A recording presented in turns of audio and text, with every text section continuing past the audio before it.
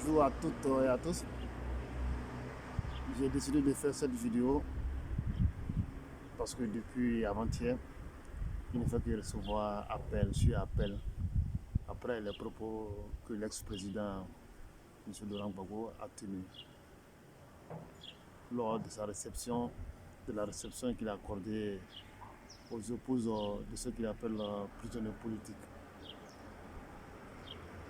Au cours de cette rencontre, il a tenu des propos qui frisent avec le populisme. Surtout ce qui est grave, ces propos frisaient avec ce qu'on appelle le négationnisme. Et les propos négationnistes, ça remue le couteau dans la plaie. Et quand on sait que c'est sous le régime de Gbagbo que la Côte d'Ivoire a connu ce qu'on appelle l'escadron de la mort. L'escadron de la mort, ce n'est pas une invention. C'est quelque chose de palpable qu'on peut toucher de la main. Parce que l'histoire de la Côte d'Ivoire sous Gbagbo, elle est contemporaine. C'est ce que les Ivoiriens ont vécu sous le régime de Gbagbo. L'escadron de la mort, l'histoire nous apprend qu'elle a été expérimentée dans les années 60 et 70 sous les régimes dictatoriaux qu'ont connu l'Amérique latine, notamment le Brésil, l'Argentine, surtout sous Pinochet au Chili. Je ne vais pas refaire à l'histoire, parce que tous ceux qui aiment l'histoire peuvent m'apporter un démenti. Donc l'histoire retiendra que la Côte d'Ivoire a connu son escadron de la mort sous le régime de Gbagbo. Et combien d'Ivoiriens ont disparu sous la méchanceté de l'escadron de la mort. La liste, elle est très longue. En 2013 ou 2014, j'ai été au pays et ma belle-sœur, une enseignante, une universitaire, m'a fait voir un album. Et c'est l'album de ceux qui ont disparu sous le régime de Gbagbo par le fait de l'existence de l'escadron de la mort. Et ces personnes-là, jusqu'à présent, leurs parents n'en ont aucune nouvelle.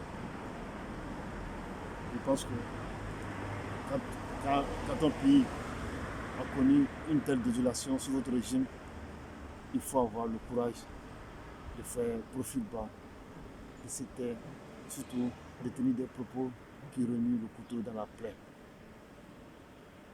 J'ai été vraiment surpris d'entendre Gbagbo tenir ce genre de propos, alors que le 27, lors de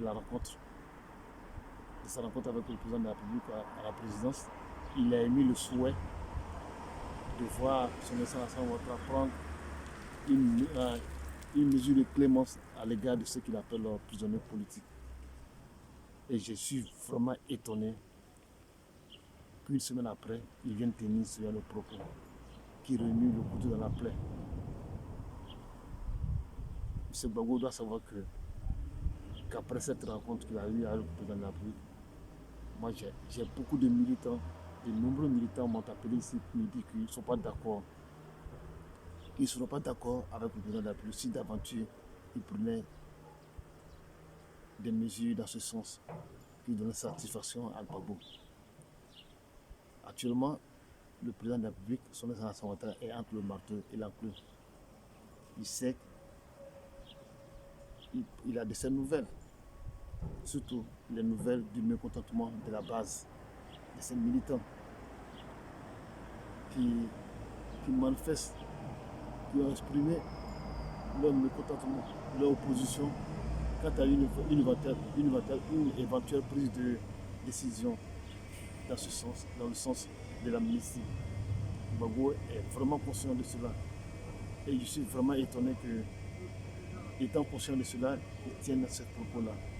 À moins que vraiment, à moins que il ait un autre plan derrière la tête, un autre plan inavoué, celui de voir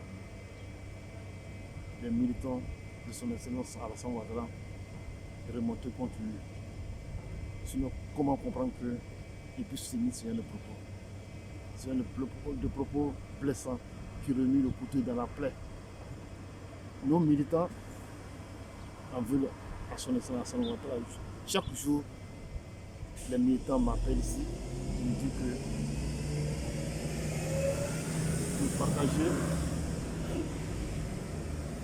me partager leur opposition à l'endroit, disons, leur mécontentement à l'endroit de son excellence Alassane Ouattara. Parce que tous sont unanimes à dire que l'impunité est très très grandissante à l'égard de ceux qui ont commis des crimes. Il n'y en a plus, il le sait. Mais il sait qu'en tant qu'homme de paix, qui veut aller de l'avant, parce qu'il a un objectif. Cet objectif, c'est de rendre émergent notre pays. Et s'il veut atteindre ce noble objectif, il doit mettre beaucoup d'eau dans son vin. Il doit faire beaucoup de concessions. Et parfois, ces concessions sont très, très, très, très douloureuses. Je dis bien, ces concessions sont très, très douloureuses. Et parfois, j'ai du mal aussi à supporter ces concessions. Mais quand j'ai fait une petite réflexion en disant qu'il veut atteindre un objectif, cet objectif d'émergence, donc il a beaucoup de sacrifices à faire. Parce qu'il doit rassurer nos partenaires, il doit rassurer les investisseurs qui viennent avec les capitaux. Et ce qui rassure les capitaux, c'est un climat de paix, c'est la cohésion sociale, c'est la réconciliation. Et c'est cet objectif-là que le président de la République veut atteindre, de grâce à M. Gbagbo, et de lui atteindre cet objectif. Tout le monde y gagnera, même vos partisans. Parce que les capitaux qui vont converger davantage vers la Côte d'Ivoire, vont construire des usines, vont donner du boulot. Et ce boulot-là, quand on aura besoin de la main-d'œuvre, on ne dira pas c'est uniquement réservé aux militants du RADP. Non. Son excellence Alassane Ouattara n'est pas quelqu'un qui favorise la discrimination, parce qu'il a une mentalité très évoluée. Il a vécu dans la plus grande démocratie du monde, qui est les États-Unis. Les États-Unis, ce n'est pas un pays de discrimination. Au contraire, on encourage même, on favorise même les plus faibles avec qu'on appelle la discrimination positive. La discrimination positive, tous les pays sont en train de copier les États-Unis. Et c'est cette mentalité-là, c'est cette vision qui habite notre président de la République, son excellence Alassane Ouattara. Donc, de grâce, M. Gbagbo, allons vers la paix. Et c'est vers la paix que tout le monde va gagner. M. Yeba, qui a été très choqué, le frère Yeba, qui est salé de passage, qui a été très choqué par vos propos, a fait une vidéo dans laquelle il vous a rappelé à l'autre. Et je ne vais pas revenir sur le contenu de cette vidéo. Vraiment, il a eu un sacré courage à vous parler droit dans les yeux. Mais il a fait aussi des révélations vraiment qui nous laissent bouche ouverte. Pourquoi? Parce qu'il a été choqué par vos propos. Sinon, ce n'est pas quelqu'un qui est de mauvaise éducation. Il fait un travail énorme, colossal sur la toile. Ainsi que le frère éclaireur pro-vérité. Ce sont ces deux personnes-là aujourd'hui qui s'adonnent à l'éducation de la masse, au changement de mentalité de la masse sur la toile.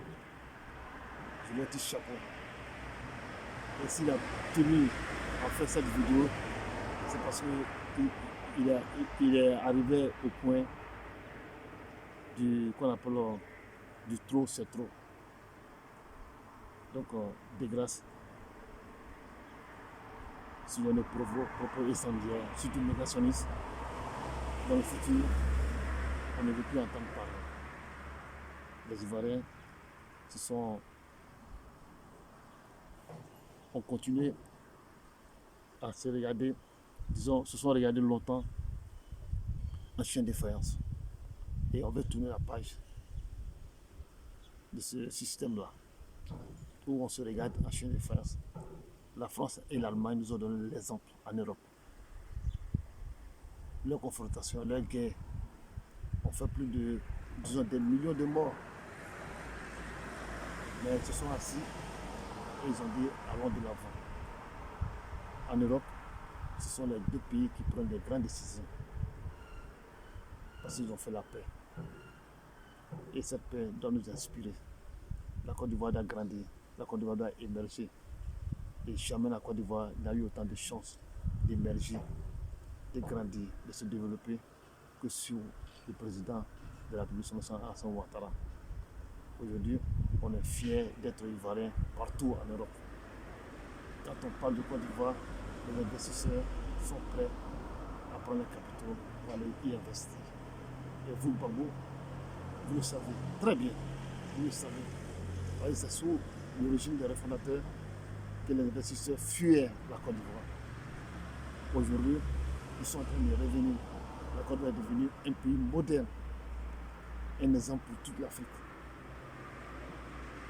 Et cet exemple, on doit continuer à le promouvoir au niveau de toute l'Afrique, du continent africain.